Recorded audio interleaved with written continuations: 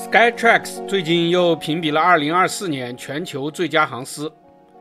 不出意外的又是卡塔尔、阿联酋和新加坡位列前三甲，前10名其他的依次是全日空、国泰航空、日本航空、土耳其航空、长荣航空、法国航空和瑞士航空。其实后2名比较意外，这2位的口碑此前并不太好。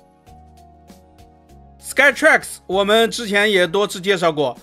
特别是他家唯一的一家一星航空高丽航空，因为服务意识差，机场和飞机的硬件设施档次都太低，独霸一星多年。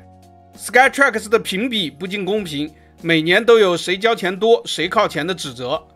但因为没有其他更科学的排名，所以依然被认为是行业内比较权威的指标。这家英国顾问公司每年评机场评航司发了大财。中国港台航空公司一向服务很好，特别是长荣航空和国泰航空长期位列全球前10，今年国泰航空排到第5，更是中华之光。但坦白的说，内地航司相比起来就显得有些拉胯，从来没有问鼎过冠军，甚至连前3甲也从来没有进去过。有飞友问，中国的经济实力已经非常雄厚，航空公司的飞机也都比较新，硬件设施相当高端，为何内地航司难以出现在 Skytrax 全球最佳的名单中呢？我们认为主要有3个因素对内地航司的服务水平提升造成了影响，也影响了入围全球最佳。第一个就是准点率，中国可以说是全球最重视民航安全的国家，几乎所有的安全标准都要高于国际水平。比如说，别人可以在1510米的跑道上起降波音737和空客 A320， 但在中国需要1800米。别人的间隔可以很短，有的甚至在雷雨天候下也可以起降，而中国有著名的流控等等。强调安全性固然是好事，但会有一点点的影响，就是准点率稍微差一些。比如按照 OAG 的统计，2023年卡塔尔航空准点率是 84.63%，达美航空的准点率是 83.21%， 全日空 81.63%， 日本航空 81.38%， 而东方航空在国内是最好 70.23%。 准点率在很大程度上无法由航空公司决定，而是受到机场、空管单位和其他用户等多重因素的影响，因此从这一点上来说，诞生世界级的优质航空公司就很有难度。第二是服务细节，内地航空公司在诸多服务细节上与世界水平相比，提升空间还很大。以行李服务为例，一直存在着延迟到达和破损等问题。虽说机场的硬件条件都非常好，但机场的细节管理不够到位，员工对行李不像有些优秀机场航司那般爱惜。航空公司的餐食服务也需要提升。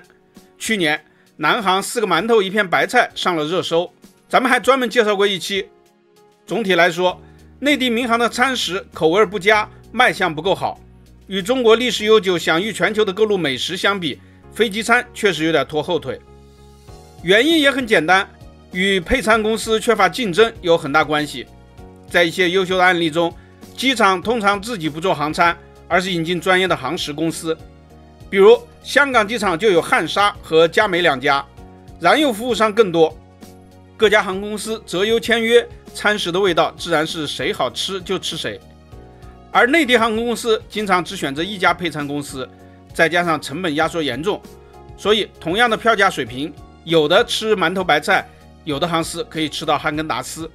细节决定服务的成败。再比如说选座服务，内地航司的选座服务其实是很大气的，就算是廉价航空，大多也可以免费选座。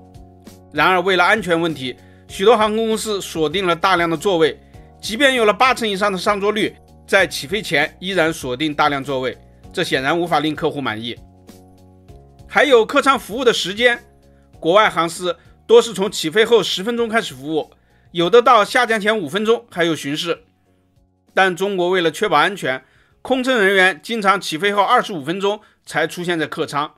降落前40分钟就不再提供服务了。第3个就是服务意识，以上各种问题的根源是服务意识。我们之前也多次阐述过服务意识的差距，这里就不再赘述。举个例子，比如波音787的变色舷窗，如果按运货物的标准，就是统一管理、集中调节；如果从民航服务的角度，恐怕根据乘客需求自行调整会更好一些。